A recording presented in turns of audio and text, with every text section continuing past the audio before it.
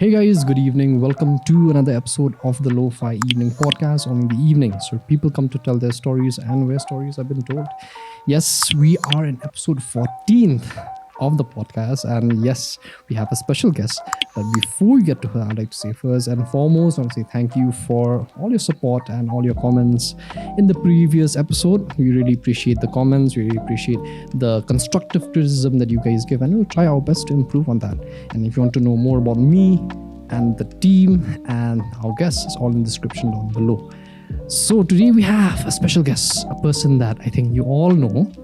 And if you don't know, I don't know why you don't know, but that's a mystery.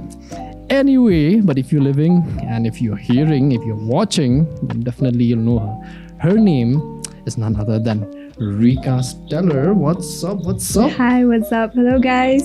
So why don't you introduce to the listeners and the viewers who you are, in case they don't know? So Yeah. So, hello, everyone. I am Ricaa Stella. I also go by the name of Ricaa Stella, and I've changed my stage name like a year ago. So yeah, I'm a 19-year-old singer-songwriter from Shillong itself, and thank you so much for showering me your love and support all this time. Nice, I like that. Okay, first and foremost, because this is your second time being in the Lo-Fi Evening Podcast. Yeah. Not a podcast. That was not a podcast. It was just a live stream. So welcome back.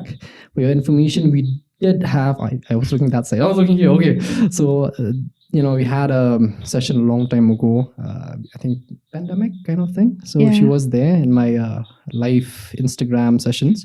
But then after that, I think she deserves a better platform, and this is a good platform as well.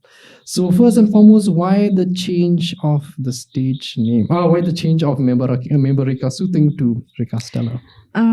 Because Meba, I mean, it sounds so familiar with thing. So I don't know. Ricaa was never part of my name or whatever. Like people always address me as Meba, and so I just told myself that I think Ricaa is a good name. So at first I thought of keeping it as Ricaa Stella, but it didn't really go. I don't know. I don't like the mixture of Ricaa and Stella. But I also want to keep my surname there, because that's how it goes here, right? So I want that to happen. And then it came with Stella. So Stella is a middle name which I kind of like give it to myself by myself. Okay, Because it means star. Okay. So I think that your Ricaa star. Okay. I'm not gonna call myself a star, but I think Stella is a sort of a new person that nobody really knows about this Ricaa Stella. All a while people knew about Meba Ricaa, but not the Ricaa Stella. So I think I have two personalities when it comes there. Okay. And I just happen to mix them both. That's nice. Because we need, because you're a person who's like, so, like I told you, we were talking earlier that you really rose to fame quite fast. And it even a short span of time. But before we get to that, I think as you're talking about your name and everything, right? Sometimes in life, right, for me personally, like you going on stage and performing as well, which you did perform once upon a time. How did you feel like changing your stage name? That time you were like Meba Ricaa. Yeah. Okay, but now you're Ricaa Stella, right? Okay, so now when you go on stage, is it okay for people to chant? If a guy chants Meba Ricaa Stella or Meba, right? Would you ever criticize him and say, no, call me that one? No, I think Meba is like something which I always tell people to call me, like to address me as Meba. But I also want them to normalize like calling me Ricaa, because since it's my stage name, But I don't really mind like whatever it is, since they're calling me Meba and I know that I'm the Meba they're actually chanting about. So it's like that. And I think that last time when I performed in Madness, it was I had this Meba Ricaa. So I don't know when I'm going to have my first live performance after the Ricaa Stella thing, but I think it's going to be around August, something like that. Yeah. That's cool.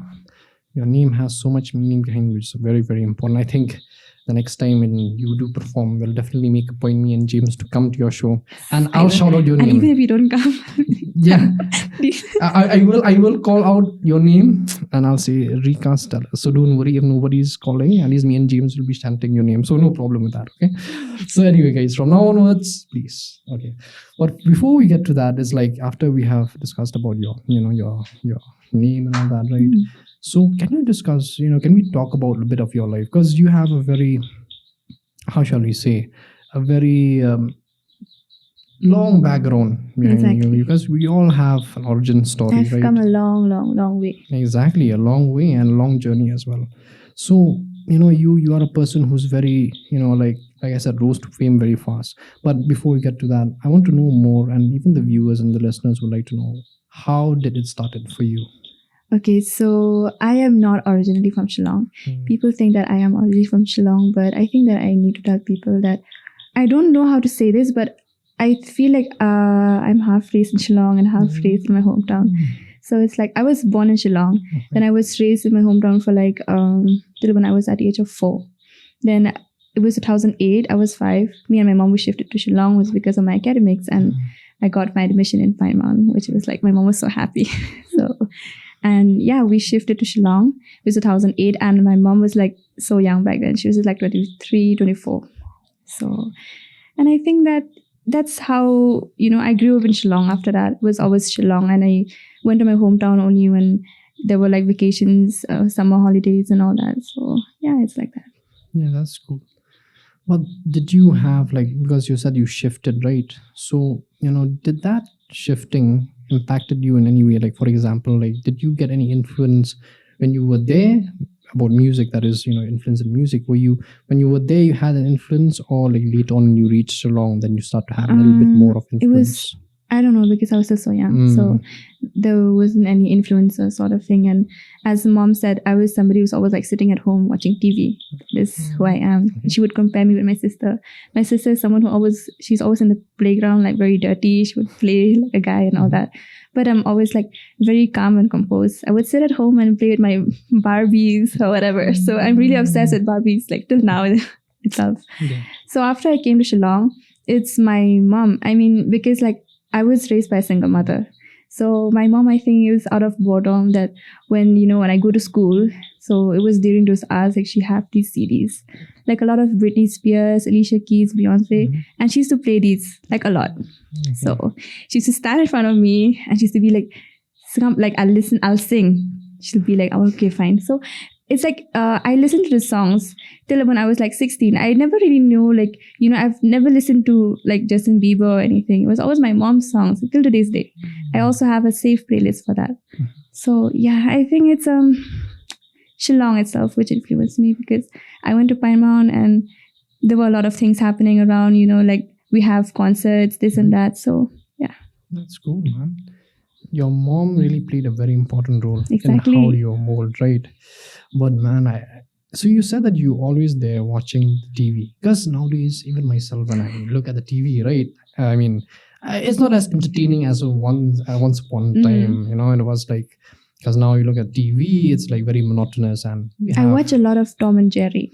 Okay, lots of Tom and Jerry as well. And my sister introduced Chota Bheem to me after that. Okay, I think Chota Bheem was a degrade from Tom and Jerry, but Tom and Jerry. And was I never liked awesome. Ben 10, so that's me. Same here. Lots of younger generation, especially, like they always like Ben 10, but you're one of the first people that say I don't like Ben 10, so that's cool. But yeah, like for me personally, when I was young, right, I really was influenced by a lot of TV, because MTV was there that time, right? And we knew about, like I said, Beyonce, Rihanna, R. Kelly. Exactly, R. Kelly. Then Nelly and all Usher and various others, right? As well as metal music and all that. But were you, like, as you were watching the TV, did the TV, like, maybe the music that you listened to, were you inspired by them as well? Yes, I mean, since when I was 4 or 5, I listened to VH1. I've always watched VH1 for the rest of my life. So that's me. And my sister would always play like a lot of Bollywood songs. So that's the difference. And I'm somebody who watched VH1. And imagine, since when I was 5, I listened to all these Britney Spears and all the Alicia Keys, which I think that the youngsters would never like listen to all these much. They would listen to the ones which are, So I think it's my mom, because I love these songs till today's date. I mean, there won't be a song that can replace the R. Kelly, the replaceable of Beyonce back then. True. It was too good. Yeah. Beyonce, as well as with her with Jay-Z. Man, these two are always still the power couple. And these pussycat dolls, you know, this the Doncha and thing. Nicole Scherzinger is really hot. Anyway, so but yeah, she was, she is still. She is still. I think Beyonce and Rihanna, congratulations, got married to A$AP Rocky, right? But these guys are like really like one of the most predominant figures, right? Yeah, exactly.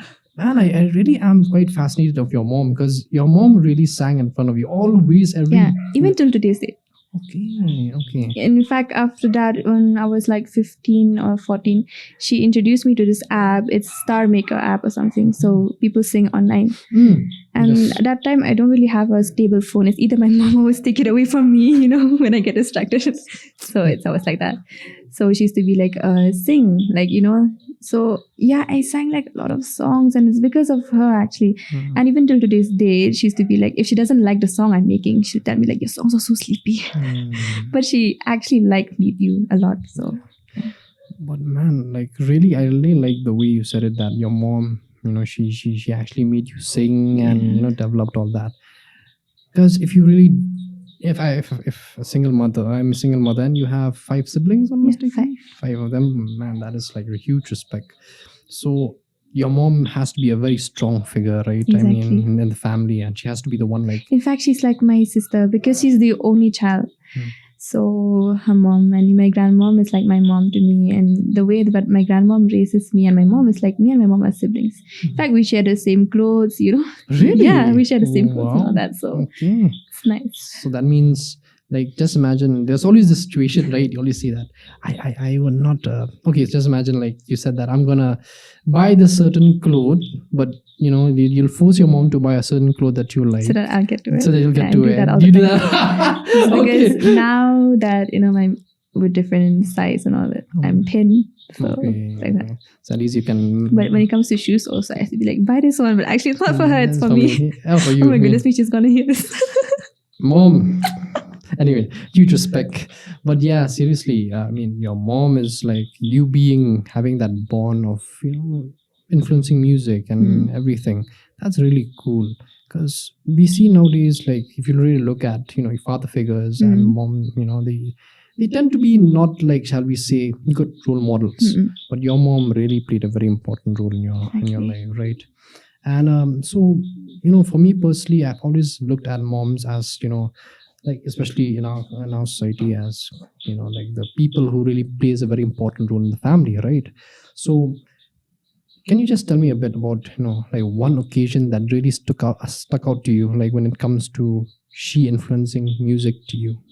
I think I first performed on stage at the age of 7. It was with my mom. So that was my first performance. It was with my mom. It was for Christmas occasion thing. But I don't really recall much of that because I was still so young.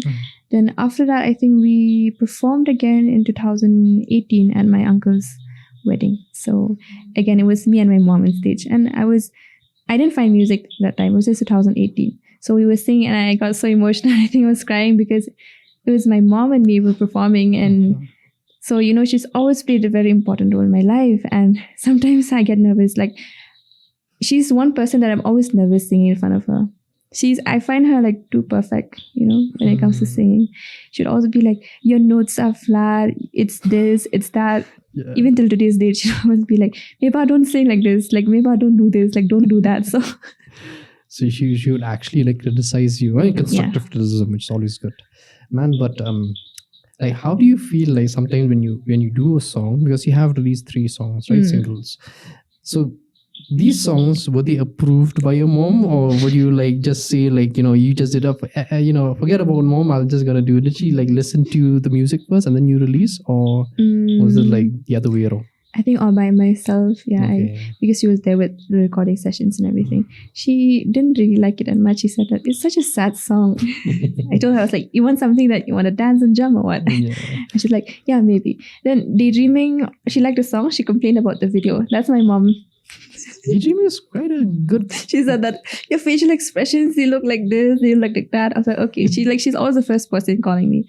Then when it came to Need You, I told her, I was like, Mom, after like a year, like, you know, I'm gonna release something. She's like play this song and listen. It's like, no. I just told her no because you'll judge me. She's like, no, I won't. Like, let me approve if it's nice or not. I was like, no, even if you don't approve, I'm still releasing this. Okay. And then after that, I released the song. And then she called me. She's like, I like the video. I like the song, she said. And but the one thing is, she just gave me a thumbs up in WhatsApp. Okay. Oh, well, I mean, sometimes moms like that though. I mean, they always give that one thing that they hate about it, but at the end they always like what you do, right? I mean, your mom is really an awesome person. I mean, and anybody would be lucky to know your mom, seriously. And, you growing up to be this way, knowing so much about music, I think it's all down to your mom, right? Yes. But yeah, as I was doing my little bit of homework on you, so you said at the age of, you're saying that even at an early age you sang with your mom, right? So tell me, were you nervous singing in front of crowd? Even for me personally, if I were to sing like just five people, I would be very, very scared. So what about you? Were you singing in a huge crowd, or was it like, this is a family gathering, right? It's not a family gathering, actually. It's a Christmas thing, occasion. So there were a lot of people from the locality, like in my hometown. So it was me, my mom, and my cousin brother. I was nervous, but I didn't want to act like I'm nervous because I wanted to wear this dress. It's purple in color. So the dress gave you power. Yes. Okay. And then I was singing. I think I messed up some lines and all that. But then I always got this thing from my family that they used to be like, you really know how to sing. So it's always like we used to have family gathering sort of stuff on weekends. And my uncles, they play a lot of instruments. And my mom, the thing is that it's just me and my mom who doesn't know how to play instruments. And I really wish I could play something. So I think I'll be learning guitar or piano or something. Oh, you will. You have a lot of time, right? So no problem. So yeah, it's like that. And it's always me and my mom. It's always the mic. We're always singing. And even at the age of 10, I sang a lot of, it's always these songs like, the sad songs of, let's talk about Whiskey Lullaby. Okay. School. Okay. I sang that song at 7 or 8 or 9. You covered that song? Yeah, with my mom. It's coming from a 10-year-old. I mean, a 10-year-old would never go through such love heartbreaks. True. I think, with all due respect, you haven't felt heartbreak yet. Okay. And there's this song by Dixie Chicks. You've heard about that?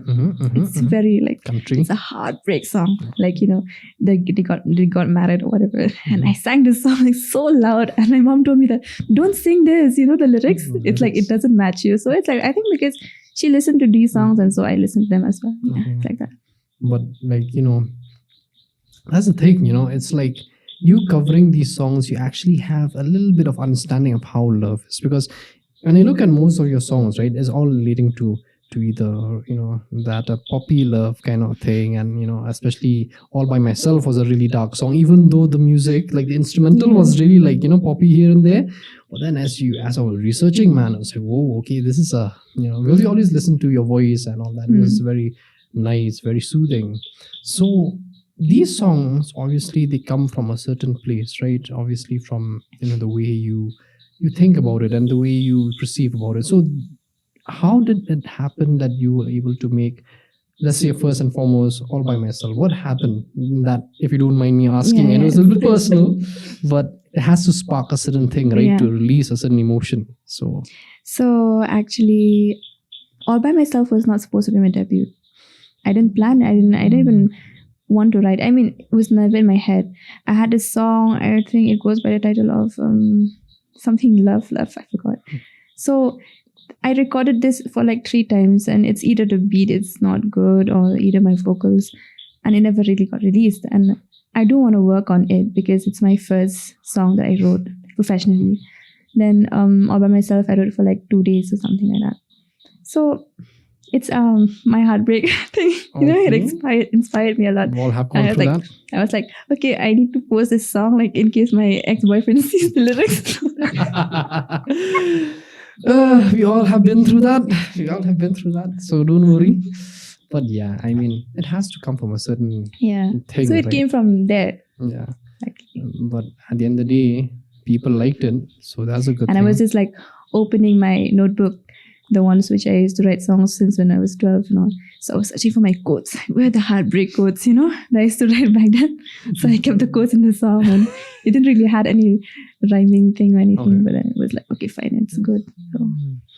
So yeah, before we get to like, even we discussed a bit about how your music is and all that, right, and where the source come from. But did anyone help you to with you said you had a notebook, right? And we have discussed about this, and we have talked about this earlier at the conversation we had, right? Is that you have a notebook that you write everything about your kind of like journal or something. Yeah. So were you into poetry, or did someone influenced you, or did you like it just happened naturally that you started writing? No, I was never into poetry. I mean, I didn't even like poems or anything, because the reason that I hate poems is because we have to recite in school like all the time, and I hate shouting and yelling, in front of big crowds in school. So the thing is that one of my friends, she has this very personal diary. So I was like, what do you write here? Like, what is it? And she's like, if my mom sees me, she's gonna kill me. It's like, what is it? Like, what is this? So I thought that at that time having a diary was, it's a thing that you really need to have a diary. It's a necessity. So I didn't know that it was like gonna be like if you want it or not. So I bought this thing. It's a pink diary. It has these passcodes. Oh, so, yeah, even there's those with locks as well. The one. So first and second page, I wrote about, hi, good morning, today's my day, things like that. Okay. So I was like, no, this is too much. Like, I can't write this for the rest of my life. Then I told my friend, I was like, can I go through your diary? Like, what you wrote? I just wanted to copy whatever she's doing. She's like, no, things are not like supposed to be like this. And I saw some of them writing quotes. So it was from there I started writing quotes like all the time. So yeah, and lyrics, we used to have this before, like you don't really get lyrics. I mean, we don't have phones. So it's on the newspaper. Oh, yeah. Cut down all the lyrics in my notebook. You write everything. Okay. Yeah. Do you like cut it off or you stick it? I don't know. Did you like cut the newspaper clipping? Oh. I stick it. And or it's like sometimes when I get I don't think my mom she has a phone. So I'll be like listening to it and I'll be like, okay, I'll play the song, listen to the lyrics, right, stop it again. Right? That's me. Cool, man. I really like the way you said it about, like family gatherings. Because when I go to family gatherings, it's like, if I were to sing, they'll be the first people to be like, criticizing, or they'll be praising. More or less they'll praise. So what did when you sang for the first time in your Christmas gathering, and you sang for the second time as well, what did the people, or shall we say your relative, say about your voice? And you're saying that they really liked your voice, but specifically, like, why did they like the voice? How was their like the reviews, shall we say? I think because it was not so common in the family that 8 or 7 year old would perform, and it was just like my mom. I mean, I think the people in my family knew that my mom knows how to sing, so they were like, "You really have a good voice, and you're not nervous at all." And because I sang it in English, so I think they like it. And after that, I think after so many years, after when I first started performing was 2009. So after 9 years, right, it's 2018. Yeah. I performed that time. I was 16. So everyone was like, it's so good, and it's the mother and daughter duo. So it's emotional at the same time. So I don't know. I just think that my entire family were the people who actually told me that I knew how to sing. So it's like that. It's really good.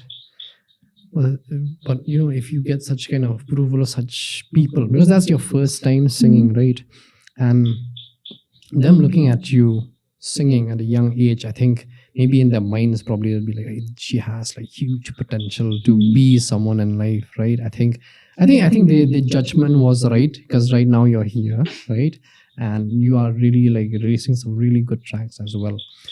But yeah, so coming back to your your song making skills and all that, you said that even before, like after a few years, like after these small performances that you have done, you are part of choir as well.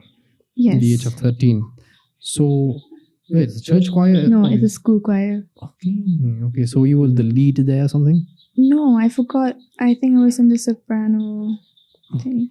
It's like, we always have concerts in Paimon, so they never throw me to the acting part or to the dancing part. I don't know why.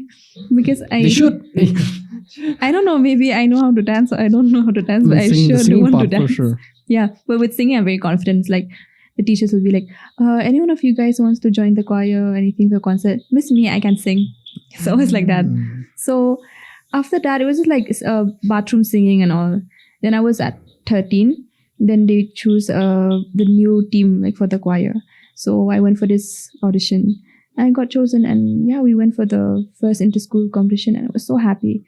And my mom also, she was like, oh, Meba is actually joining the school choir, this and that. So I actually got a few formal trainings from there. We had this morning training sessions and all that. And then it ended after a year because there were no competitions anymore after that. I don't know, like even till today's date, there was no these inter-school singing competitions. So my first and my last performance I remember, it's in St. Edmunds Secondary. It was there was a drama or something, or was it? No, it's an inter-school competition. They held it like every year. Okay. Did you? No, it was it's in a choir. So did you like? Before I joined, our school got first place. Then after that, it's Casey who actually took the first place, and we came third. But still, actually, we went home with something. So third is better than not getting anything, exactly. Right? Yeah. Man, I feel like I really like the story that you told, a small clipping of your life that you said that, you said you like singing. Anyone who wants to sing, your teacher said you came forward. So that has to be related to your confidence, right? Obviously. So can you say like, your family was really supportive right from the start, and hence you're very, very confident now? Because I think right from a young age, they really helped you to become a good singer and be, shall we say, get this voice that you have now. So from that point in time until that point of time that you sang, that you were like, telling the teacher that I could sing, does your family plays a very important role for your confidence right now? Exactly. I mean, if there's some family relatives coming home, my grandma will always be like, Meba, sing. And we have this thing that my aunties be like, sing, I'll give you money. Wow. So I remember I saw this clip. I don't know where it get lost. I was 10. I had this guitar. It was this thing, the battery guitar. I was singing Baby Baby of Justin Bieber back then with shades and everything. It was funny. So yeah, it was my family who actually brought me into the singing world because they told me that I knew how to sing. I was very confident with that, okay? But then now when I'm actually doing it professionally, I don't know anything. Mom is like scared or whatever. So, But yeah, that support and motivation is still there, but she doesn't say it like crystal clear. It's not transparent. But I just know that she loves whatever I'm doing and she just wants me to be in a safe zone. That's it. Yeah, that's good, man. I mean, so your mom and your family are just awesome all the way. Because the reason is because, I mean, there's no men in our family. So it's just me, my mom. I mean, I'm not talking about the cousins, but me, my mom, and my grandmom, and my siblings. So I have one brother now. He's very young. He's like 1.7 years. 1.7 months. Okay. Yeah, months. So we're like all girls in the family. So there's no restrictions doing this or doing that. You can sing whenever you want. You can scream whenever you want. And there's that girl drama going on in the house. True. So it's like that. With girls and drama is there, and it's always good because you are more or less like your mom's contemporary, kind of, right? And I think she really understands that, because most parents that we have had, like people here, and we have had guests here, and they always discuss about their parents being so supportive. And I thank God that you were supportive, because most people here, I mean, with all due respect to all of them, it's like they always trying to shun when it comes to talent, right? But you being a person and your mom knowing how to teach their children how to grow their talent, it's always a good thing. And that's something that I always respected. But yes, like coming back to the conversation at hand, right? So, you're very young. You're 19 years old, and 19, and you rose to fame. Is I feel old, honestly speaking. I feel old. I don't think so. I feel like crying. I mean, I'll be turning 20 soon, and I told myself that I'll cry when I turn 20. I want to be 18 like this forever, 18. Forever. I don't want to be 17 or 16 because that's a very crucial year. True. I always get scolding from my mom and all that. If anybody knows how to change the age, let us know more. Even I want to like go back a bit. But yeah, that is true. I mean, yeah, it's because you're very young, right? And you discovered music in a very young age. So you're still even studying as well. So you being young and studying and getting fame at the same time, how do you like try to make things work in your life? Because for us, when it's class 10 or whatever it may be, it's really a lot of work to study and all that. So how do you make time for all of your singing and your studies, friends, family? How do you do it? So for me, it's like singing was always there for me, with me, since I was like a child. It came like along with education. So if I started studying at the age of 5, I also started singing at the age of 5. It goes hand in hand. But then of course we should know how to cope, right, with the studies and passion. That's one thing. And that's the thing I think that my mom is scared. She just wants me to complete my academics, and she told me, I don't want you to go jobless. That's That's the thing. Yeah, we all need a job and all that. So right. yeah. But then I think that growing up, I started making music professionally at the age of 17.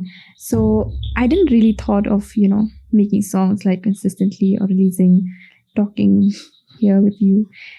Just like lockdown thing. So my mom said the people, they had a good reaction on my song and everything. So I was like, yeah, maybe I need to take this to a higher level. So it's hard sometimes to cope with studies and passion, because studies are boring, very boring. See that? You can see that again. Yeah. So, so when it comes to passion, when you're writing a song, you're listening to the beat. It's fine. The beat is there. I mean, when it comes to writing, it also gets boring sometimes when you go writer's block. There's a time when you'll be like, okay, I want to study. That's me. I sit, I take my pen, and I'll be like, I write a song, listening to the beat. The beat is so good, but I have nothing on my mind. So I'll be like, okay, I'll open my books. Neither do the books want to read me, or neither do I want to read them, or neither do I want to write lyrics. It's like that. So I don't know. It depends on my mood, actually, when it comes to songwriting and studying. Studying, it has to be a mood. I don't like studying. I really don't like studying. It's so boring.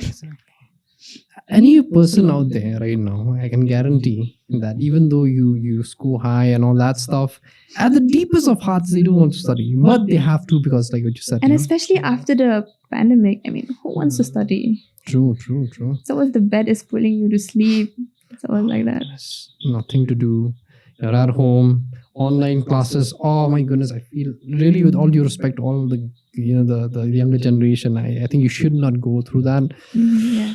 But I mean, we even forgot about the school lifestyle. Even till today's date, I'll just be sitting writing songs. Or I do write songs sometimes when I'm in classes also. It's very boring, so I just told myself I want to complete this. Music is what I want to do. At least it's not boring. True. It helps you. Yes, at the end of the day in life, right? You always need a certain kind of release, right? Some people go to the gym, some people they write, like you said, and some people they sing. So I think you really need to have a certain kind of medium where you can release your stress, kind of thing, right? And music is one of your stressors. Exactly. I mean, stress relievers, shall we say? But yeah, you're if I was you, going to school after releasing an album, and people Shillong nowadays is like this, man. I mean, everybody knows your music. If you're really good at it, they know. So how does it feel after releasing these 3 singles, or even the first single, the second single? Did people recognize you at school? Hey, were you that person who sang? Exactly. Okay. So there was this time when my classmates and all, they know that I sing, because I actually sent my first video in the group, the classroom group. Okay. So I just told them that just make sure that my teacher doesn't see this. I don't want a teacher saying she's wasting time here. But at the end of the day, they actually found my video, and even the teachers actually vibing to my song. And sometimes when I'll be she'll ask me you didn't finish your work, and I was like, no. She's like, okay, fine. She's like, you're doing music. So it's like that. And then there was this time when I was with my juniors. I think I entered this class, and this person came to me, and she's like, you're Ricaa, right? I was like, yes. She was literally on the floor. She was, I don't know, crying or laughing or blushing. I was like, what happened? What happened? And I was in my uniform. So I felt so different, no? And I was like, what happened? She's like, you're that Ricaa Stella. And she was like blushing, full on blushing. And so I was like, okay. And she asked for my autograph, actually. Wow. So I was so shy. I told her, don't do this here, no. Oh, you were like, okay, yeah, I'll give this autograph to you. What's your name? I told her, I was like, not here, okay. I was like, come outside. That's me. That's cool, no. I was like, not here, okay. Come outside. So it's like that. And even till today's date, people always be like, if the teacher, we used to have this thing in school, in class, the teacher tells another person to describe you. Everyone will describe me as a talented person. So I think it's nice, people actually looking up to you, appreciating your work and everything. So yeah, it feels good. Okay, and that's always a good thing, right? People seeing you as the singer as songwriter, as a talented one. But do you feel sometimes like, like they see you just as that? Like, okay, you're a singer, but you always, because we as human beings, we always have some kind of, how shall we say, when they see you as that, they see your first impression is the last impression kind of thing. So do you feel sometimes when people see you like that, and you're a singer, do you feel like sometimes you feel like I have something more, but you just look at me as a singer? Exactly. Since I go by the stage name of Ricaa now, so I just told them that you know Ricaa, but you don't know Meba. So it's like that. So they thought that this friend of mine told me, he was like, I was scared of approaching you. Like he thought I was very acting, rude, arrogant. Yeah, I can be rude sometimes. Like you have to. Certain people you have to. I am sometimes. So I told him, I was like, this is because you people don't even look up for me, you don't even come and talk to me in a way. And he was like, I thought singers don't talk to people. I was like, is that even a thing? Like, is that even a thing, I don't even like, it's cool. I'm a different person out there. It's not like I'm just go and sing all the time. So yeah, I think they just need to know the real you. You have a lot more to give. Like I said, Ricaa and Meba, two different personalities. So yeah, it's like that. Like that, yeah. I totally understand that. Because sometimes, you, like I said, with fame comes sometimes they look at you just that way. And sometimes you always feel a sense of, like I have more to offer, right? Just being a singer. Exactly. Or just being a talented person, right? And I always have these kind of like people and friends that I've talked to who are really into the industry and all that. They always have that certain kind of, how shall we say, that thing where people are just seeing them just for that. And that's it, which I won't say, it's quite sad to say, but that's how the world works. But I think through your lyricism, I think they really can see who you really are. Which is very, very cool. So yeah, but coming back to that that first encounter about your fan, right? You just should we call her a fan? Should we? I think yes. Yeah, she is a fan, right? She asks your autograph. If a person asks your autograph, she's your fan, okay? So your signature will become your autograph. Okay, I just popped in my head. Anyway, but yeah. So how does it feel like, having such kind of approach from such people? I mean, from people, and it's quite surreal, right? To first I was like, oh, she likes my music. I was laughing like anything. I laugh a lot, so I just pulled her hand, and she was like, I'm a big fan of yours, and this and that. And one thing is, she was like, I came to this school because I knew you were here. Wow. So I was like, oh, okay. So yeah, I did give her my autograph and all that. And the thing is that I look up for this person like all the time. When I go to the campus and all, I used to search for her. Like if he's good, she recognized me, what I'm doing, and it shows that she was really loyal to my work, or maybe like she really listened to my songs, and yeah, it's like that. So it really feels good, and yeah, I hope that I get this often. Maybe it can motivate me to make more music. Yeah, for sure. It can be a motivation, and because it does help you, because if you because most nowadays are all called keyboard warriors. Yeah, they're all like keyboard warriors. I mean, yeah, some people are really like into the thing. They give helpful criticism. It's always good. But most are like that. But if you meet them in person, it's always very, very like, it's very surreal, and you feel very motivated as well, So that's really cool. But yeah, have you like, other than fans, have you like just walking in the street, suddenly a guy or a girl comes to you, hey, are you that person? This story is really funny. It happened like a month ago. So I looked very homeless. I was wearing my ties, slippers, and my jacket. I just woke up. So I went to this shop near my house. I bought onions, I think so, and mustard oil. I think I was carrying in my hand. And these guys, 3 of them, they came and they were like, I was at my mask there, and they were like, you're Ricaa Stella, right? I was like, They were like, you're Ricaa Stella, right? So I had to take off my mask because, I don't want to be like, I carried the onion and the mustard. I was like, I don't know how to like thank you guys or whatever to, because and he was like, okay, I really like your music, and all. I was like, okay, I hope we meet some other day, because I was still carrying onions and the mustard oil. So where am I going to leave them, right? So it's like that. So yeah, it feels good. I mean, there are some people who recognize me like just then, so they ask me. So yeah, it's like that. It's very cool, man. Like you said, it's very, how shall I say, overwhelming sometimes. You see, because sometimes I always have this impression that if you meet a certain person, you don't know what to say. Then you say, okay, what shall I say, right? You ask for their name. Even with me, with my impression was like, Ricaa Stella. It's me.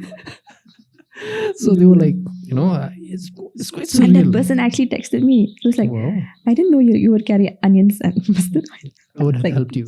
Yeah. And I was like, it's normal, no. Like, So that's the reason why, that they see you only as that. And, hopefully this session, this episode will definitely open a different light towards you. At least people know, okay, yeah, she's not just a singer, but there's lots of things. I buy onions too.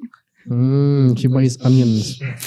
Very good. I like that. Anyway, but yeah, I think for all those 3 guys who are watching and if you're listening to this as well, I think she was just busy. So definitely she will give a signed autograph. She does meet you one day. But yeah, you really, it does happen that when you meet certain kind of people, it always happens that, you tend to be so overwhelmed with feelings, right? It's always a good thing, man. And big shout out to your fans though, But yeah, coming back to your flow of writing and all that, right?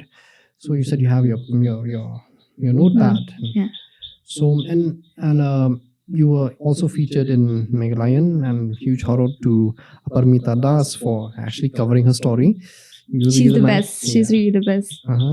I saw it was like quite cool, and everything was there about your story. And you were saying that as I was reading, which is really good, she has written in such a way where you said that you actually like in the evening sitting in the balcony and suddenly these thoughts come in and all that, right? So are you just one of those people where when you're working or like you said buying onions and suddenly like a music come in like, oh, I need to write the lyrics right now? Are you like that person? Or? No, actually I don't really have a specific time or a specific mood to write music. Like some people might have a specific time to be like, this is the time where I write music, but with me I'm lazy. I'm honestly speaking, I'm lazy. And of course I took a break for like a year and a half. So I went to my friend's studio and he was playing a lot of beats and he was like, I'll send you all these beats. And he really sent me like 3 beats. So I listened to this. I was like, okay, I was just humming and it just came out. And I was like, I told my friend, I was like, I think I want to work. I want to have a comeback now. I'm done with sitting and just having writer's block and all that. So I think most of my songs, even the upcoming ones, they come out from my balcony and from my terrace and from my car. Not when like it's driving or like walking. What do you say that? What do you call that? Cruising, yeah. So not at that time, but I used to ask my mom for the key. She actually hides the key. I know she's scared of me, like. So I'm like, give me the keys. So I'll sit inside a car and I'll connect my music to the thing and then I'll play the beat. So that's where my music actually comes from: the terrace, balcony, and the car. Okay, good shout out to the terrace, the balcony, and the car. If they can speak, definitely they will be like, yes, we motivated her. But yeah, so like you said, there's certain places, certain times where the emotions do come in, but more or less, like, is it like, when you, other than those things where you have to sit in a particular position in a particular place, are you like a person who, like maybe you go through some road and suddenly you saw a certain person or you see a certain kind of situation, then from there your thoughts come in and be like, oh, this is the thing that I want to write, and you write in your cell phone or whatever it may be. Are you that kind of person? Yeah, as well? Exactly. But it actually happens in the car. Oh, okay. In a moving car. Moving car. See situations around me and I take out my phone and I type. So that's it. I think most of the artists they don't have a specific time or it is the mood and whatever. Even if you have one single line coming in your head, you have to write that down because you tend to forget it. So that's me. I don't know about the rest, but that's me. Yeah. That's how an artist works, right? You do have a certain kind of, what shall we say, like you have to have a certain kind of flow, you have to go through certain situations as well, right? Which is very, very important. And some people, the people I have talked to, they although like, they go through life and suddenly they'll be like, but yeah. So you have been a person, for me personally, like as I was reading as well, I was really intrigued about the break that you have taken, right? And you have, because like I said, you started out quite fast when it comes to popularity and fame. Especially in our Northeast here, and people, they know you and reactions have been made towards you as well. So, but you suddenly took a break before Meet You, right? 1.5. Yeah. So why the break? Obviously, yeah, you have worked hard and you need a break, but there's some kind of, how shall we say, we all take breaks because of certain reasons, right? If you don't mind me asking, why the break? So actually, I'm someone who doesn't like taking breaks. That's me. When I'm working, anything, be it anything. Okay, so I don't like taking breaks. So when I made All By Myself, I thought the line that I'm going through is gonna be very smooth. I was like, fine, it's just music. And then even after All By Myself, I released Daydreaming after just 2 months. So that's really fast work. I was consistent with it. And after Daydreaming, I wrote one more song, I think so, but there was no vibes. I went through writer's block, like literally writer's block. I didn't even like go to the studio. I didn't even like ask for any beats from any producer. And yeah, like I was in that very unstable moment in my life. I had a roller coaster ride. It was, I think after that, did we have a lockdown again? This last year? Last year we did. I think till June, July, something. No? Exactly. Yeah. So there was this lockdown thing. I was hospitalized actually after Daydreaming. So the doctor asked me like not to sing for 2 months. It was because I had a throat problem. And I was so sad. I was crying, like literally crying. I was like, what if I won't be able to sing anymore, And I didn't even write any songs and I didn't sing. It was even drinking water also was so hard for me that time. So after that, another incident happened. I met a car accident. Holy cow. That's what I'm trying to say, that roller coaster ride, And I think it was just my jawline thing. I don't know. I did get stitches from here. So it's like that. But I was really scared of losing my jawline and my teeth. Okay. So it's like that. And then after, when I thought of going back to music and everything, then I was very busy with my academics. So, and I was going through mental breakdown. I had a very bad mental health and all that. So, yeah, I think I just told myself that I need a break from music at least. Like, I can't deal with things, I was going through a lot of problems here and there. Like, I had a lot going on my plate. So, yeah. Man, so you had throat issues, you had an accident. I hope you're okay. Yeah, I'm perfectly fine now. So, and going through that, I mean, physically, I mean, not spiritually, because sometimes, people after the accident, I actually, mentally, it was not physically, I didn't feel the pain like physically or anything, but mentally, I was like, so everything looks scary and traumatized, so yeah. Really drained. You because your voice is everything, right? And coming to your voice, you said you lost your voice for quite a while because of your thing and all. Was it like heartbreaking after? I mean, with all due respect to you, is like were you scared that you'll not sing anymore? God forbid. Of course, because my mom keeps on telling the doctors, because they asked me, they were like, "What's the problem?" Because it was like the inside thing. So I was scared for going through endoscopy and all that also. So they told I don't know what happened to my throat. It's just that I couldn't just talk or anything. I got annoyed at certain things. My mom just told them, she used to sing. Just ask her if she sang too much. And I told my mom, I was like, I don't even go like high notes, I was like, so I don't think it's singing. It won't be singing because I don't sing that much only. And the doctor was like, okay, let's see. But after that, it just got okay by itself. And yeah. Medicine worked and everything. Yeah, exactly. But were you like, for me, I think that happened to me because obviously you are talented in what you do, right? And I'm scared of losing every part okay, especially the voice, especially I would say every part, I would say, but the voice playing a very important role, right? I mean, in your life. And if it was me, I would definitely cry because it's not a matter of joke, and right? One thing is because my sister actually bought KFC chicken. Okay. I was like, I want to eat that. She's like, you can't even eat plain rice. And I ate the chicken actually. And the doctor came and he was like, what are you doing? I was like, let me live at least. I just want to eat something more. And he was like, okay, fine. But it was like really hurting. But it's chicken, so I had to eat. So you cannot eat any like hard food. Even water was hard. Swallowing water. Okay. So it took you how many months, if I may ask? I slept in the hospital, I think, for 2 weeks. It took me like 4 to 5 months to recover fully. Oh, okay. But now I think you're obviously good now. I'm still testing. I was like, let's see if that problem arises again. But it's no more actually. It's like that. Most singers I have heard is that they always go through that phase where they lose their voice. I think, I don't know if it's a blessing in disguise, but probably it might be like your voice is maturing or something. Probably might be in that. I think it's my eating disorder, acid. Oh, okay. I thought maybe you're maturing. I mean, because obviously my mom, she was like, she's eating too much of junk food and all that. So yeah. Your mom's one thing. Okay, yeah, that's really cool. But yeah, I think probably it's even maybe in some way, maybe you're maturing as well. Your voice is really maturing. But yeah, the accident was, don't mind me asking, but the accident was really the one that really, it's quite scary because your jaw was there, right?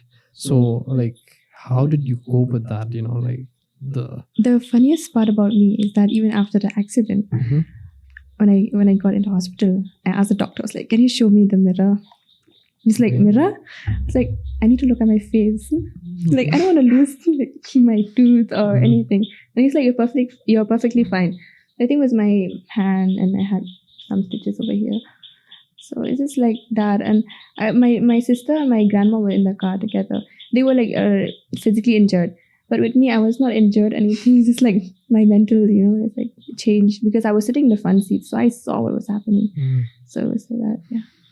Yeah, man. I mean, going through an accident, getting injured is quite scary, in my opinion. Like, because sometimes, right, in life, right, I always notice that people who go through such accidents, they tend to like, their life flash before their eyes kind of thing, Were you in some way, like, after the accident, were you like quite grateful that you are alive, and are you grateful? Actually, after the accident, because I was sitting in front, so I went unconscious for a while. That's me, and I thought I died. And I told myself that no, I can't because I have so many stuff. Like, sing. I kept something in my room which my mom can't see it. So I was like, no. Wow, I like the motivation.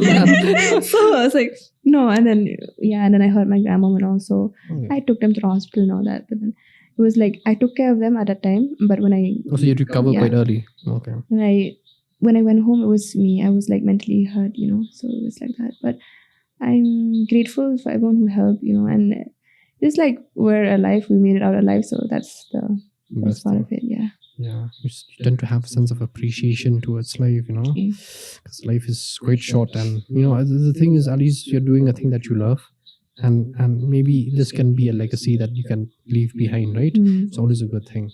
But yeah, these life-changing moments really like, does it motivate you? For me personally, it was, if anyone out there who's listening or watching as well, if you have gone through an accident, because I myself have gone through an accident when I was class 9, class 9, actually class 5. It's quite young. So that time, my mom and my dad were there, and it was a pickup. So that time, we still have the radio on, so quite cool. So we want to go somewhere in a dump site. So a small, scoop to my life as well. So as I was going there, and so my dad went through a little bit like his BP shoot up and all that stuff. So he lost control, and it hit like a huge rock. But thank God it didn't go to the cliff. It went like to the side. So I think my shoulder so it was injured, bruised and everything. So that day really, even though I was young, like even you, when you had the accident, you were young. You were young, yeah. So for me personally, it was like a really life-changing moment. Because the thing is that, you really treasure more of your life, and you feel like, wow, okay, like, your life's so fragile kind of thing, So yeah, I really felt that day, it was like, oh, like, till this day, I always feel like, you should always like treasure your life, and, treasure this moment that you have, and enjoy the moments that you have, right? Me, you spending your lifetime with us is a real pleasure, and it's always a good thing. But anyway, so you were saying that also earlier that, as I was reading and researching about you were saying that, you had a mental breakdown of some sort. So I know it's quite an intense discussion, but can you like talk about what happened? Like, what is why the mental breakdown? I think for if it's me, okay with you, yeah, it's fine. For me, mental health is very personal, and it's one of the things that everyone goes through. It doesn't have a specific age or a specific time. I think even a person at age of 11 or 12 would have some sort of mental breakdown, because you have the environment around you, like it's like that.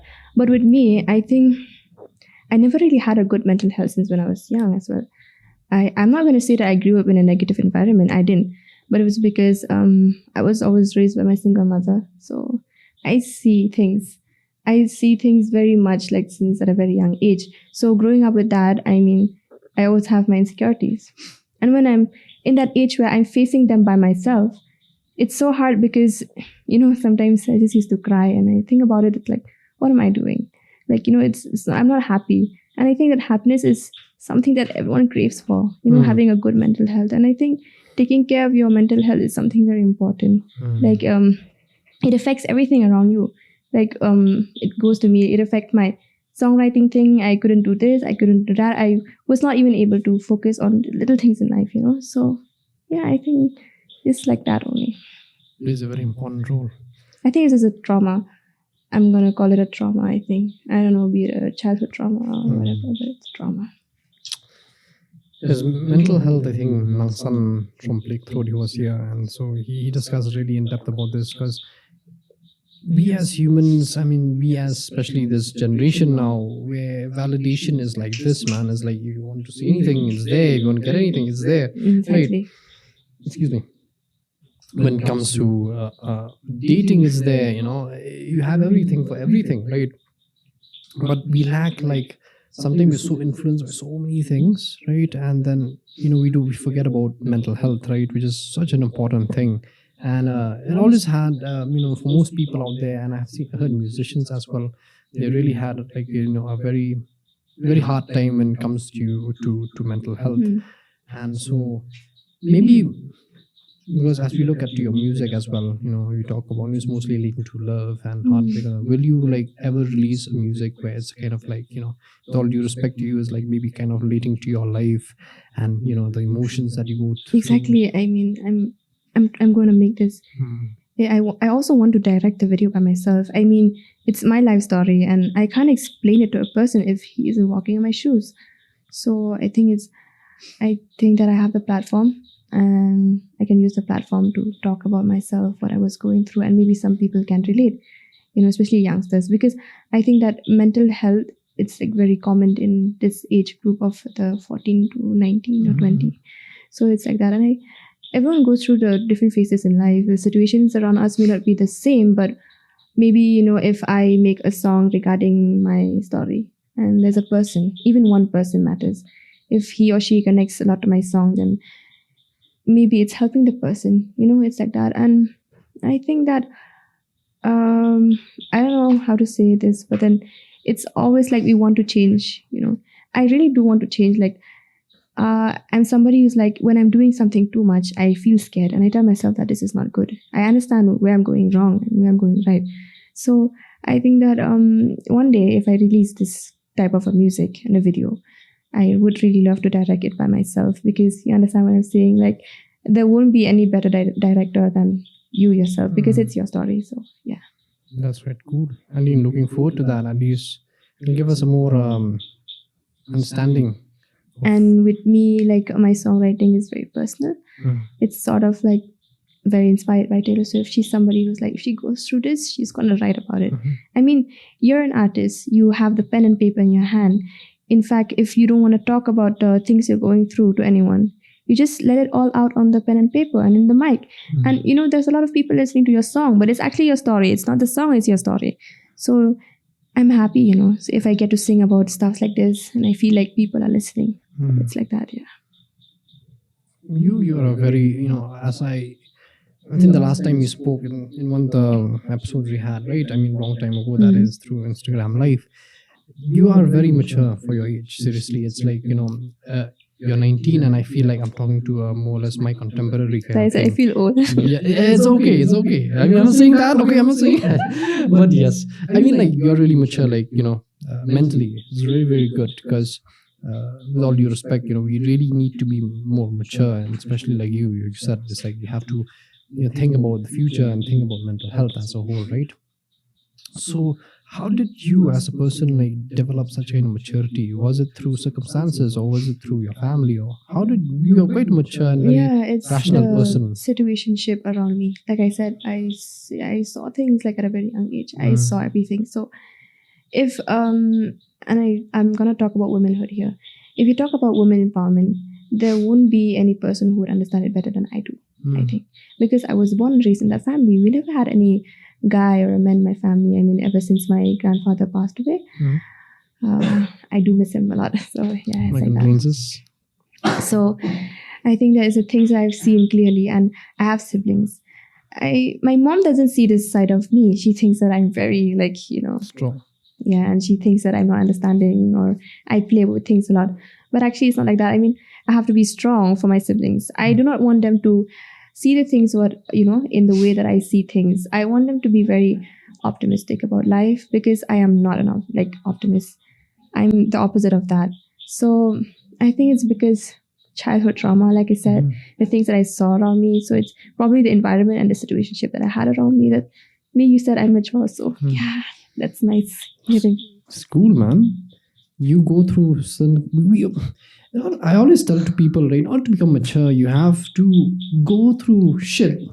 You have to go through a lot. Yeah, you have to go through a lot. A person who has an easy life, let's say, okay, I think there are some people who haven't seen things. They won't even understand what you're talking about, But when it comes to me, I tell this a lot to my friends too. Like, if you have anything, tell me. I'm somebody who goes through such phases in life, when you tell me about you, and I'll be like, I understand, what is it? So it's like that. Yeah, so it's a situation.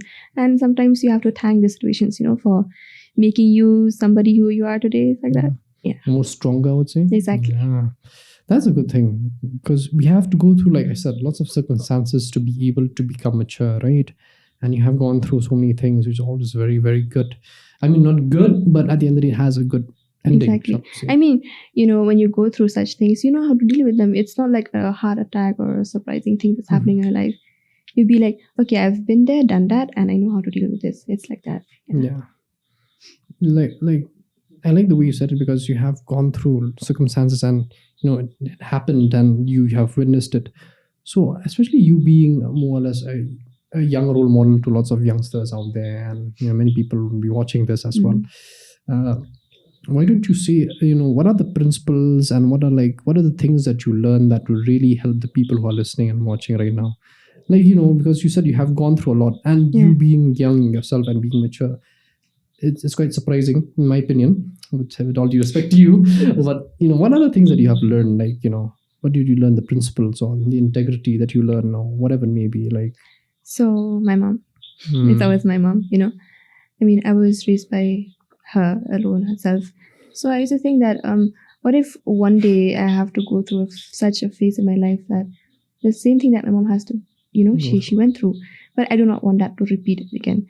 So whatever I'm doing, it's for my siblings, so for them to look up to me. I don't want to be their role model, and I'm not a good role model to them at all. I don't think so. You're a good role model. I mean, so model, exactly, model, okay, role model. So anyway, go ahead. So it's like that.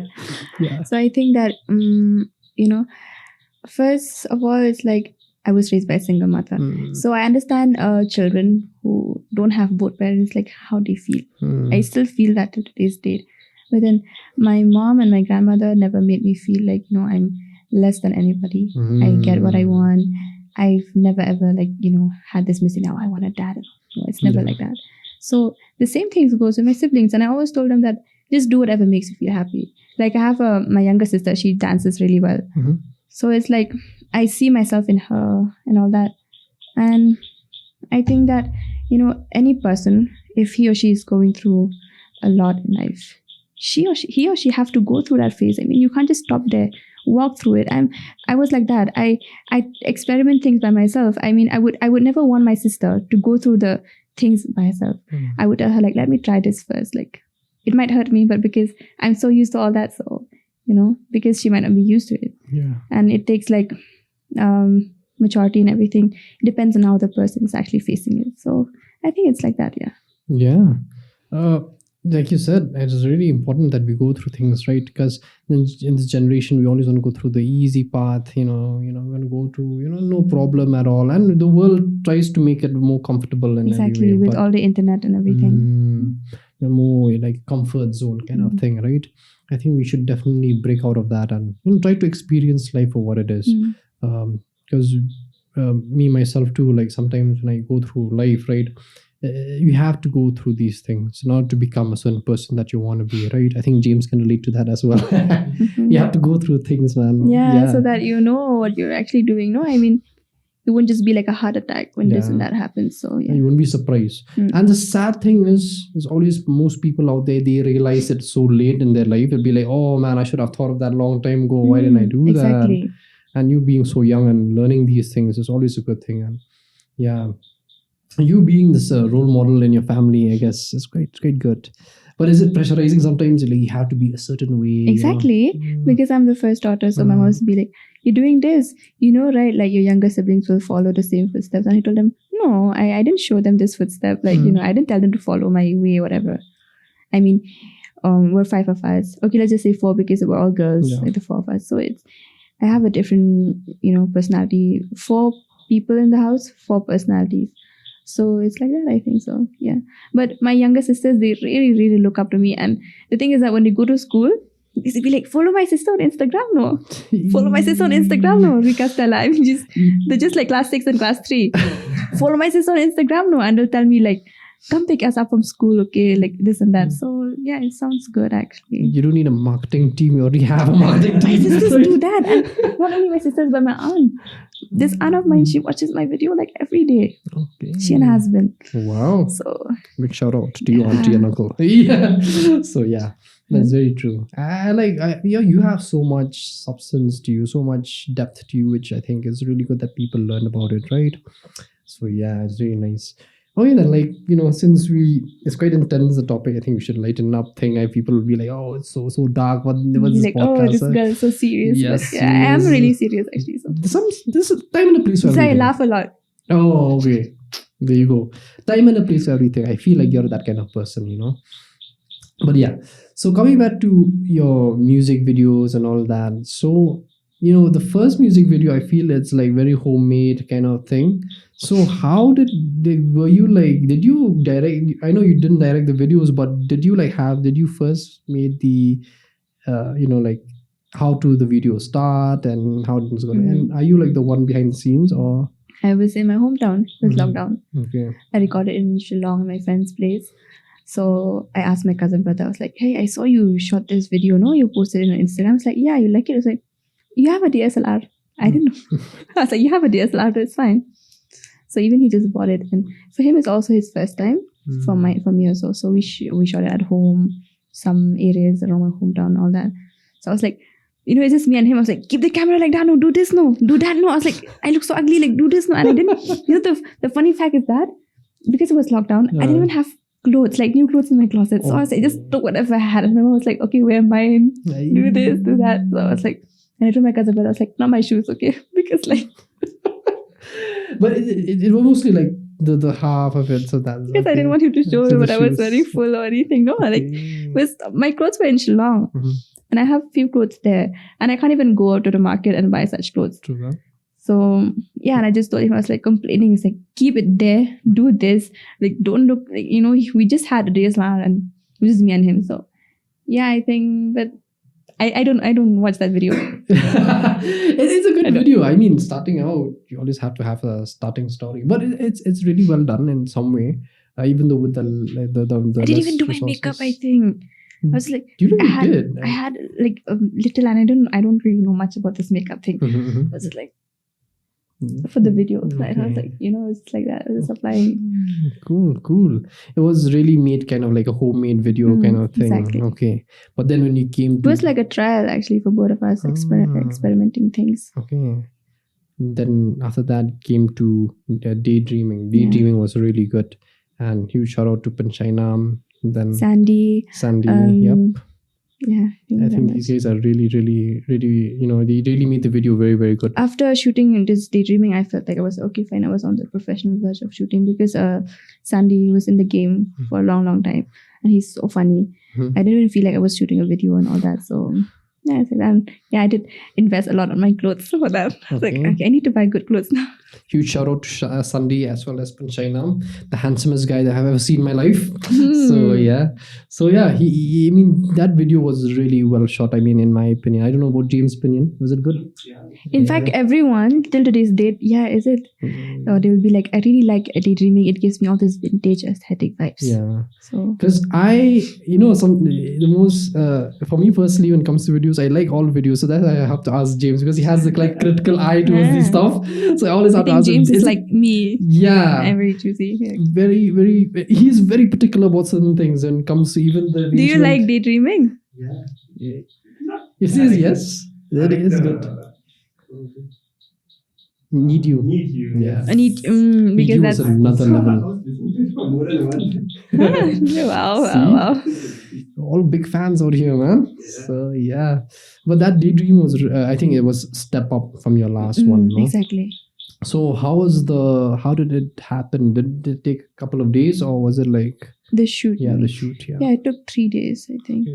3 days, and we shot it in Lightroom, and then Sandy's place, and Pinchai had to come right from Bohai to shoot that video. So huge shout out to you, man. Yeah, it's really nice. I mean, I met a lot of people through daydreaming. So it's like that, and I also had my first performance on daydreaming. I don't even know how did I even have to perform on stage. It's just this Danny, he was calling me. He was like, now I'll have Ricaa sitting to sing on stage. She just released a song. And I was like, I was not even ready.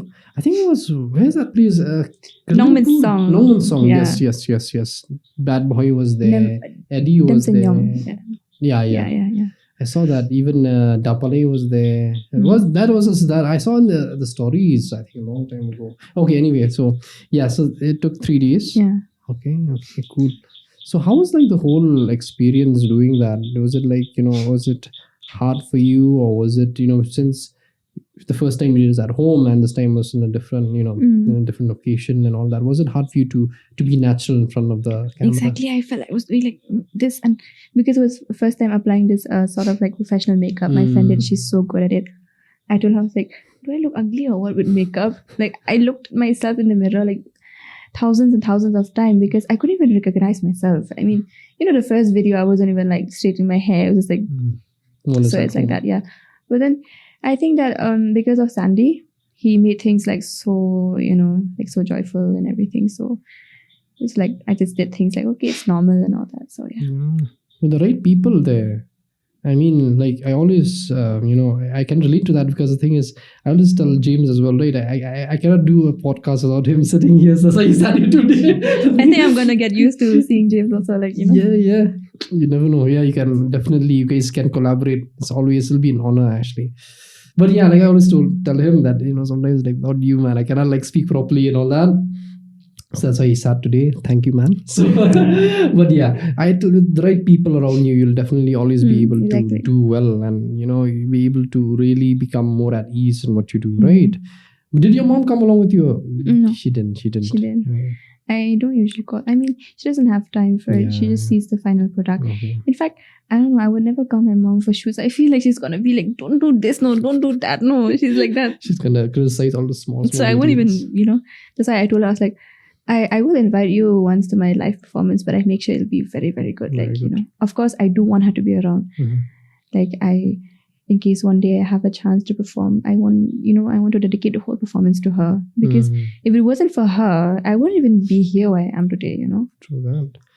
And so after that, after that small experience you had, right, going through the video shoot, and then from there you go to Need You was really, really well done. I mean, really shout out to the whole team, Kevin, Bankid, and then Dunbog, Josh and Nate. They really worked. Very, very good. It's like so. It was so cold back then. It was this February. You remember this year? It was so cold. And I had to shoot. I was wearing strings. I was like, so cool with, and I was like, I don't know if I can do this or not. But we shot it in just like 4 hours. I mean, that final product was good. I mean, I could really say that I am so proud of you and the entire team. Especially Kevin, because I wouldn't be where I am today. In fact, if it wasn't for Kevin, the way he's working on Need You is like it's his own. I mean, it is his project, but it's just like he's a singer, he's a writer, he's everything. So it's like the amount of hard work he puts in there. It's like, wow. He really gives his heart. I think this is your masterpiece as for now. Yeah, it's your masterpiece. Yeah, I think well done actually. That video was really 4 hours. Wow, 4 hours. So was it in a particular location? Yeah, it was in Kevin's room. Oh, okay, like that one. Okay, not bad at all. So everything is done. So in the car as well, it's like he had these skills. Which I was like, is this gonna happen? Like, you're gonna do this? It's like, yes. He was like, just see the final product. I was like, okay. And these boys like Dunbog and Josh, they were holding the screens. They were doing all the work, and with me shivering and all that. So Need You is like really, really close to my heart. I mean, yeah. One of the best, I would say, like you really did well. It reminds me of that song called by Summer Walker, man. I forgot what's that called. Anyway. Yeah, someone even commented, I think they were like, you give off all the Summer Walker vibes. For your information, that was me. Oh, you? Yeah. Oh, you?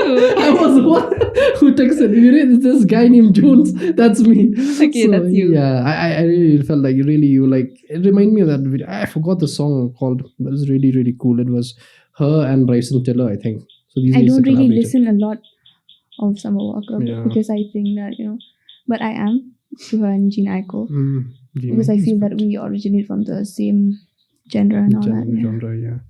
Man, but really well done to all the videos, though. It's really like hard work and dedication, right?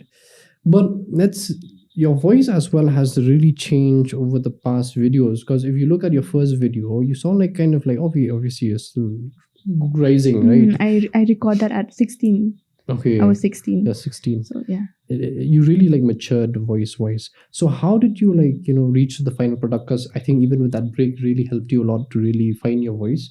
So were you did you practice, or with time you were able to find lots of people who you can understand properly, criticisms? No, actually, it's just of the songs that I listen to. I shifted my genres from here today. I was listening to a lot of Taylor Swift, Jean Aiko, then IBJ, a lot of these people. And with Need You, I never thought that I could sing, that song. Because it was something I was like, when did I even write Need You? Like, how did I even write Need You? Because I was always a daydreaming person. Okay. And that all by myself. So I think that I would really love to try different genres. Like, I want to be versatile in my work, So yeah, that's it. I think so. So no one helped you in any way, showed you the way kind of thing. But I think probably YouTube is there as well. Yeah. So probably must have helped you. So no, it's nothing like that. It just came out like natural. That. Exactly. It just came out. You're a natural man. Seriously. I think you'll evolve with time, because obviously as you grow with time, with your talent growing, I think you'll really have the voice to even reach the high notes as well. Because you have a very, very, very, shall we say, thick, very, don't mind me saying this, very sexy voice kind of thing, very R&B-ish.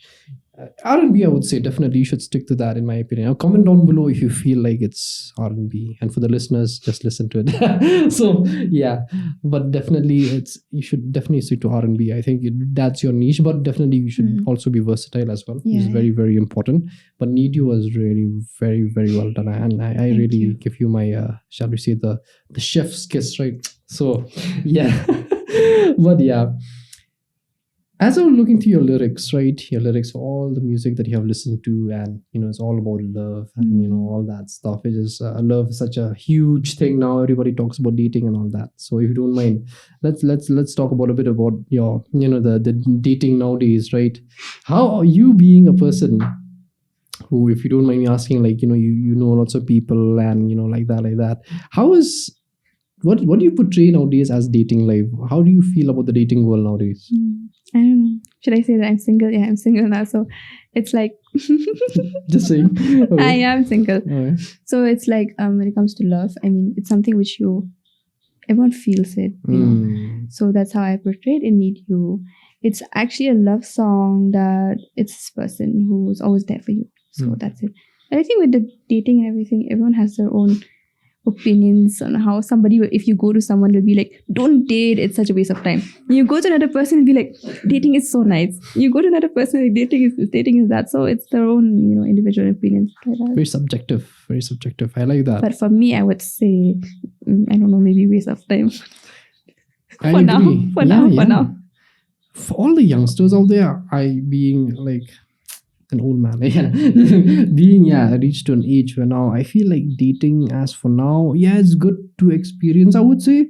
But then, I mean, you should always have don't just have dating as your bread and butter kind of thing. Exactly. Yeah, have your dreams. I saw this meme. It was like, between love and career, what will you choose? And they were like, choose love. After that, this line came, yes, choose love and sit in the road and beg for food and money. True that, yeah. So it's like that. So I think that we should always normalize things that the career comes first, then everything will come into place, like that. Yeah. Yeah, definitely. I mean, you should have a purpose in life. That's always what I always tell even to younger generation. Because during our days, that time, it was very old school kind of thing. But with Facebook and everything came to being. So, Facebook. Yeah, it was old school stuff. So I've never used Facebook. Ever. You've never used Facebook? So Instagram is your first app. I think I had an account. It goes by the name of something Gabriella, something. Those times always like that, no? So like Marbs, then my mom, angels. Luckily, I didn't keep things or something. Yeah. That was I kept as Gabriella Sawyer, I think. Then my mom, she found out. I got a good thing from my mom. Those times it was like that, yeah. You get scolded. So I never really kept a fake name in Instagram or whatever, That was like Meba and Ricaa, these two. So you kept it like, that. So your first app was Instagram that you ever used? Yeah, it was that fake Gabriella thing with Facebook, then it was Instagram. Okay, cool. But yeah, man, I mean, how shall we say? For guys and girls out there, I mean, you should, as for now, if you're still young and all that, I think it's good to follow your purpose first, but doesn't mean that you shun away from people interactions and all that. We should not say this, or else people will stay single. That's true. Don't follow your purpose too much too. But yeah, okay, since we're going to talk about this, dating is kind of a fun part. We did this even with Mr. Coach Freeman. He gave a huge amount of tips. Number one, that one. Number two, this one. Yeah, he's a very joyful person. Yeah. Oh my goodness, because he's a married man, so he's able to give a lot of tips to all the young boys and and girls as well. So, what is your biggest tips to guys out there, if you don't mind me? I think definitely guys will, after you being famous like this, and they'll definitely text you and all that, DM you for sure. So what is the main red flags for all the guys out there to not do towards a girl, if you have any? I just want to say that treat your girl right. Maybe that's just one thing. I mean, I can't stand people ignoring me, things like that. I mean, I do get a lot of DMs, but sorry if I don't reply to your DMs. True. Because yeah, it's like that. And I want to meet people face to face. It's not just from the online thing. So for me, my Instagram personally is just a artist page for me, and I have an outside world outside that too. So it's like that. So I think it's just treat your girl right. I think that's the hashtag. Exactly. Hashtag treat your girl right. Mm-hmm. And I even Code Freeman as well. I even told that you should. I think the first thing you should do is always respect every individual out there. Girl and even towards your partner in general, right? If you're a guy, you should have some respect towards a girl, right? Not to the extent where you have a respect where you become a simp, right? Kind of thing. Yeah, exactly. But have respect for yourself as well for others, which is, I think, is a very important tip. I think obsession is one thing which I don't like. Scary. Yeah, it's scary. So if anyone is obsessed with me, I just stay away from that person. It's scary, Very toxic too. Yeah, toxic. Exactly. Yeah, stalker vibes alert. So yeah, but yes, some guys, they stalk, and that's a very scary part about the whole thing, But yeah, we girls stalk too. Really? Yeah, we stalk a lot. Shall we say this? I know that. I thought it was always the guys who the more psychopathic, psychosocial. Anyway, but yeah, the girls and the boys as well. But yes, dating is a huge thing, and but never always have a balance of everything. So it's always good to have. So I always believe that in life, even you would understand that. I think it's like huge buffet where you can eat anything you want, right? So you should have a balance of everything in your plate and enjoy the moments that you have, right? So it's always a good thing. So coming back to the conversation, you have a great sense of fashion sense. I have seen that. I mean, you really know how to wear, you don't know how to accessorize. So who did you learn by yourself, or is it your mom, or is it just your natural instinct, just your natural voice, or? I don't know. I mean, if you talk about fashion sense, back then my fashion sense was terrible because it was my grandmom who usually buy clothes for me. I think I used to have your pants when I was young. Oh damn! She has my pants when she was young. Yeah, so I actually told. Yeah, and I remember we went to this place and I told my grandma, I was like, please buy for me these black tight jeans. I was begging her. She would always buy for me these 6-pocket jeans. She wanted to dress me up. Yeah. in a guy way. She wanted me to dress up that way. So later on, I think, my mom, she bought nice clothes for me. But then even at the age of 13 and 14, I was just like dressing up like, I didn't like my fashion sense back then, maybe because I didn't really get the freedom to go out and buy clothes for myself. So later on, I think after singing, then it started changing. The Pinterest was there. We have Instagram, and I'm very much of a Gigi Hadid street style fan. Okay. So it's like that, yeah. Okay. But I don't really refer or copy anyone. It's just like whatever I have in my closet, I wear it. To accessorize what you have. Yeah. That's a good tip, actually. Fashion is something that is evolving, but you also have to make use of what you have as well, right? And that's always a good thing, because for me, it took me quite a while. Like we discussed earlier, fashion for you so bad, man, I think. But I said you look good. No, it's always a good thing. I mean, after so much of trying and still trying as well, I think for guys out there, it's always good to be a little bit fashionable. I would say, being too dusty, it's like. But don't you think that nowadays we don't even have a specific fashion? I mean, in case a person is wearing one pair of shoes is black, the other is white, you can't even say anything. You'll be like, oh, it's fashion. Yeah, it's fashion. It's not like before, Like, it's like everything is repeating now by itself. I mean, with every outfit, before it was like that. And even now, like, people are wearing the same. So it's just like fashion. Everything you do, even if you wear really torn clothes, like distressed ones, it's fashion. Fashion. Yeah. There's all types of fashion nowadays. Street style is one thing. The old bell bottoms are coming back again. Exactly. The old school shades, they are coming back again. Baggy clothes are back again. I love baggy clothes. It's easier to accessorize as well. Exactly. I know you are quite a sneakerhead too. I have seen that. Yes. Okay, so you have the Air Force Ones. I saw that, and you even have the Jordan Ones as well. Yeah. I thought of buying the Jordan Ones. The orange and blue. The blue. Yeah, I want to buy the red, black, whatever is it. I want Chicago Bull. Yeah, they're quite good. I really thought of buying too. I'm a sneakerhead too. I really love sneakers, especially the Jordans. So as for now, I'm wearing the Jordan 6. Yeah, the Jordan 6, the Paris Saint-Germain. So they're quite cool. So I really like these kind of like black and all that stuff. So yeah, so did you with time, was it sneaker, and were you really love sneaker, or was you like after seeing Gigi Hadid and?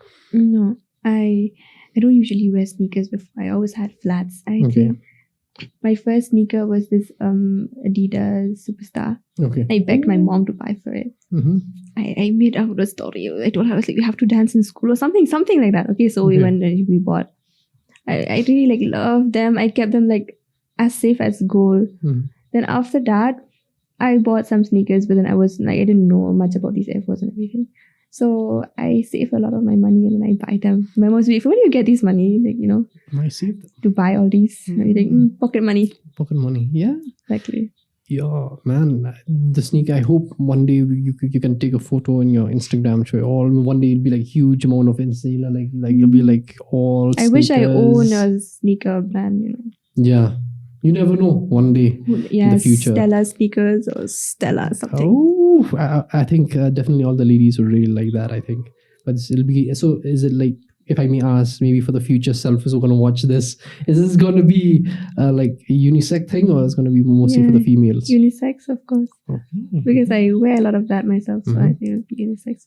Oh my goodness me, why am I talking about this? I mean, it's really cool, right? It's really cool. I've never even dreamed about that, no? You never know, because if maybe one day you're going to watch this, you're going to have your own sneaker brand, then definitely it's going to be good. So yeah. But yeah, man, I mean, you are everything, an embodiment of everything. But you also are a great foodie as well, because as I was looking, because we've been following each other for quite a long time on Instagram, and you always posting photos of you eating food. So, foodie, what kind of food do you like? I eat everything except bitter gourd, I think. Everything. Okay, yeah, So, I think spaghetti is one of my favorite, and pizzas, and a lot, I eat a lot. And there's my friend, he would tell me, he's like, why do you take pictures of the food you're eating? I was like, sometimes when I don't have money to buy all this, I used to look at them and I was like, I want to eat this, I want to eat that. So, it's like that. Yeah. I eat a lot, but I hope I'm not gaining weight, So. I don't think so. You're okay. You're good. You're fit. I don't want to ask that question that I asked Eddie. So you work out? Eddie. He's like, you're What really? What are you just lying, man? Now. Anyway, but yeah. True that. I agree. Maybe I eat more than Eddie does also, I think. I mean, we were friends, so that times, he eats like this very little. Yeah. So he said that he starves himself. He doesn't. So I think I think I can eat more than Eddie. So that. I thought I knew you, man. And you're just joking, but yeah, it has been a very tasteful conversation. It's been nice talking to you about your life, your fashion sense, your the way you have come up in life, and rapidly changing. So before we end this podcast and before we end the conversation, like, I know I'm taking back this topic, but it's kind of like a very important topic. So how has social media helped you becoming to what you are right now? Okay. So I started making an account at the age of 14 or something. Like I said, scolded. at the age of 16, I have this account where I have like 23K or 25K followers. 16. And the reason was because I was very much active and I made a lot of TikToks. So I used to think that what if one day, like I become famous for my TikToks. It's like that. Then it only got banned, and I don't usually dance even on TikTok, but it's just like lip sync to songs and all that. So yeah, and I don't know, that account, something happened. I didn't use it anymore. I use this account now. I feel like my music, I mean, Instagram is something that really helps you promote everything. Everything is on Instagram, especially now that you have the reels. So, if you say that, no, I cannot do this, I cannot do that, it's because I won't have any promotions. You have your Instagram. That's the biggest, platform to promote yourself. But I just think that, I don't know if I'm supposed to say this or not, because I myself, I'm an Instagram addict. I wake up, I open my phone, I wake up and open my phone. But then we shouldn't be like that, and we shouldn't take all the comments or the likes or the following and everything too seriously, because it will, again, affect our mental health and all that. So I think we just have to be like, okay, I have this much followers, like, let's just work on posting more contents and all that. So yeah, it's like that. How is your, like, sometimes, from us personally, even Instagram as well, you'll always have a certain kind of, people who comments, good comments, some are negative comments. So how do you, like, take in these comments, or even YouTube as well, right? So how do you, like, how, I won't say balance, I won't say defend yourself from such thing, but how do you take in these comments? In YouTube, I don't really have like these negative comments. Never.